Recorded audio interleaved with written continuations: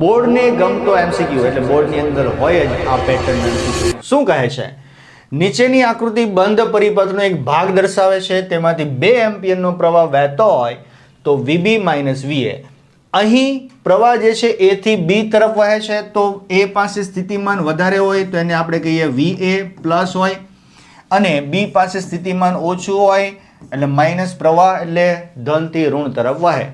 કિર્ચોફનો બીજો નિયમ અપ્લાય કરીએ તો અહીં VA મૂકીએ, આગળ વધીએ, અવરોધ આવે છે 1/2 મૂકીએ, એની સાથે પ્રવાહનો ગુણાકાર થાય તો 2 ગુણાશે. પ્રવાહની દિશામાં જઈએ તો માઇનસ મૂકવાનું. આ નિયમ ખબર પડી ગઈ. બેટરી આવે છે, બેટરીના પ્લસ થી ક્યાં જઈએ છે? -1 વોલ્ટ બેટરીના છે, તો છેલ્લો છેડો જવાનું માઇનસ, તો આ -1. આગળ વધીએ તો પાછો કોણ આવે છે? અવરોધ આવે છે. અવરોધ કેટલો છે? 1/2 છે. એની અંદરથી પ્રવાહ જે વહે છે 2 એમ્પિયરનો, પ્રવાહની દિશામાં આવીએ છે તો માઇનસ, અને છેલ્લે આવી ગયા આપણે VB પાસે. એ કેવા છે? -VB = 0. પતી ગઈ વાત. આગળ VA માઇનસ VB અહીંયા લખી દો. VB આગળ લખી દઈએ, 2 કેન્સલ, -1 વધશે, અહીંયા -1, અહીંયા 2 કેન્સલ, -1 = 0.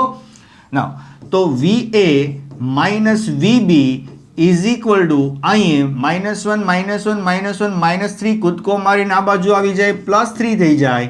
તો VB માઇનસ VA જે માંગેલું છે એને ઉલટાવો તો એ શું થઈ જાય? -3 વોલ્ટ. આપણો સરસ મજાનો અહીં આન્સર કયો રહેવાનો છે?